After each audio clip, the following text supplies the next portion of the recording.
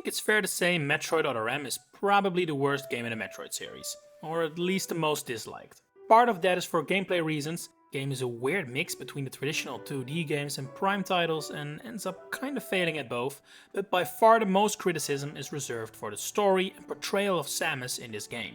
This took a little while to grow, as Other M was originally pretty decently received, but nowadays you'd be hard pressed to find a fan that speaks highly of it. That said, you might have a better chance in Japan, because while the script we got in the West is riddled with problems, the original Japanese one has a completely different tone. Just to quickly summarize the problems with what we got in the West, everything revolves around the role of Samus. Throughout the entire history of the series, she's been a cool, collected and independent badass, but that is thrown entirely out of the window here. And to make matters even worse, Other M takes place late in the Metroid timeline, meaning every title but Fusion and Dread have already happened at this point. And that causes some incredibly ridiculous moments, like the infamous scene of Samus suffering a PTSD attack while facing the clone of Ridley, despite having already defeated the original 7 times prior.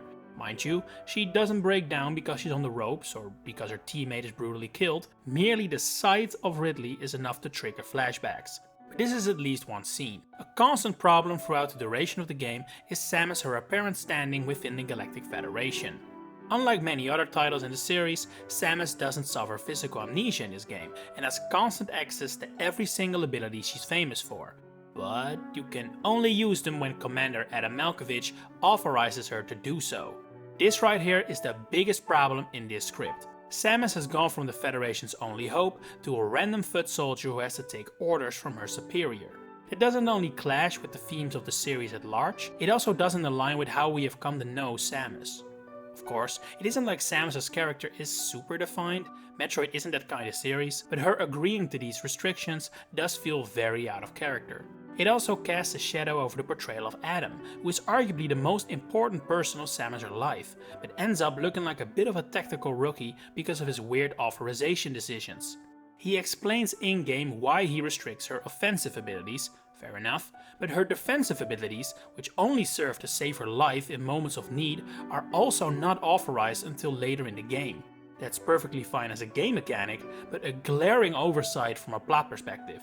A notorious example of this is the Pyrosphere section of the game, an extreme heat area that Samus has to traverse without protection because someone refuses to authorize it. In English, at least. Because in Japanese, i.e. the actual script the developers created, Samus does this move out of her own volition. A bit more reckless than we're used to from her, maybe, but it's at least a sign of confidence that is sorely missed in Other M. And this is far from the only example of detrimental creative liberties taken by the translation team.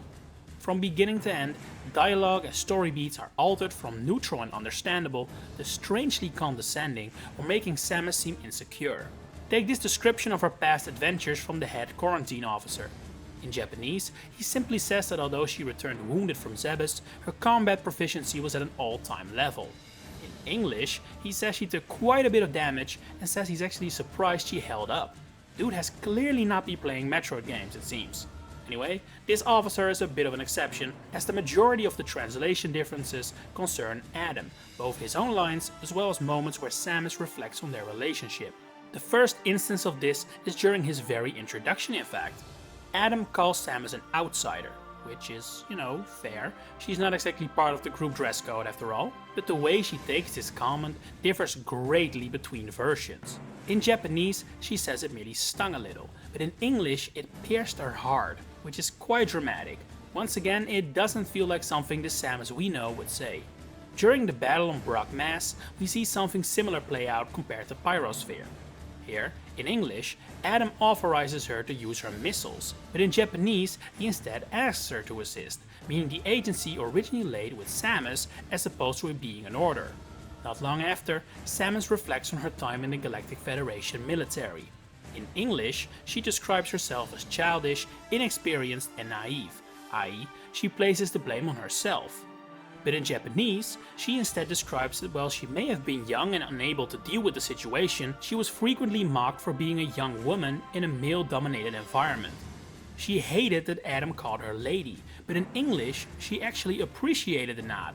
This localization especially feels very crude, as it goes from making Samus being someone who had to face misogyny and overcame it, to putting the blame on herself, which feels a lot like victim blaming. My theory is the localization team didn't want to portray being a woman in the army as a bad thing, but this decision massively backfired, as fans rightly criticized this part of the story for feeling sexist. Another example of localized Samus feeling a bit too stereotypical, I guess you could say, is how she reflects on Adam. In English, she wonders how he feels about her, i.e. more emotional, while in Japanese, she wonders if her decision to spare the baby Metroid makes him think differently of her, i.e. more professional. This all falls into a pattern with the localization, where the relationship between Samus and Adam is built to be stronger and emotionally deeper than the Japanese script intended. For example, during her monologue in the elevator shaft, she openly questions Adam's involvement in the use of bioweapons, pondering whether his presence is merely a coincidence or if there is more going on.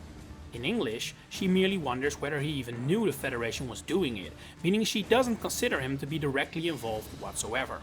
I have however saved what I would consider the worst offender of both the played-up relationship between Adam and Samus and the stereotypical portrayal of her as a lead woman for last. This concerns her thoughts on the death of Ian Malkovich, Adam's brother, who died while repairing the engine of the spaceship Lusitania.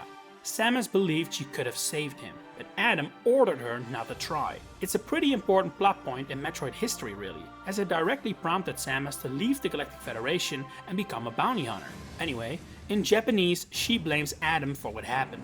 She assertively tried to fight his order, and while she does understand that Adam may have made the right call, she would still try to save everyone next time. Stubborn? Yes, but also exactly the kind of mentality and confidence that suits someone like Samus. In English, she doesn't blame Adam at all. Instead, she feels bad she questioned his authority in the first place. She also didn't fight Adam's order, but begged instead, and sounded way less confident when speaking on what she'd do next time, instead saying she would hold on to a glimmer of hope. It's a lot less assertive, it doesn't show any confidence, and it once again reeks of victim blaming. It's also another painful example of the change in dynamic between Samus and Adam. The original script appears to intend for him to be like a professional mentor for her, while the localization leans more into father figure. While the literal changes between the two versions of Other M are of course the biggest reason why the game is better received in Japan than in the West, there is actually one more important factor to consider: a difference in culture. Now, cultural analysis is something you always have to be very careful with, so I'm just gonna speak in general terms here. After all, I've been talking about the Western version of Other M frequently in this entire video, but the culture in the West can be completely different depending on where you look. Anyway, it's no secret that during Other M's development, efforts were made to appeal to a Japanese audience. Metroid has always been more popular in the West, particularly in America, and Other M hoped to give the series a boost in its home nation. As such, the story of the game and the portrayal of Samus were influenced by Japanese cultural customs. For example, in Japan, soldiers are expected to always obey their superior no matter what. That may sound obvious, but in the West, soldiers revolting, refusing, or questioning orders is absolutely not unheard of, even if it's unwanted. In Japan, that thought usually doesn't even occur to soldiers.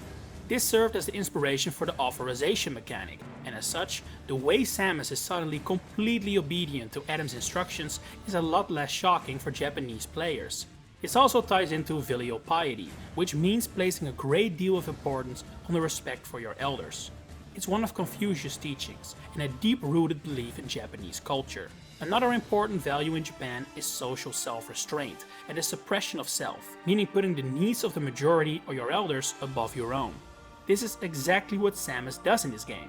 We barely ever find out how she feels about her own actions, or what she believes is right.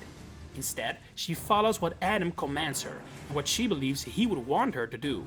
It's a completely different approach to tackling problems that feels very unfamiliar to us in the West, and doesn't seem to match with how independent we have come to know Samus. But the Japanese players, this tonal shift isn't as strong.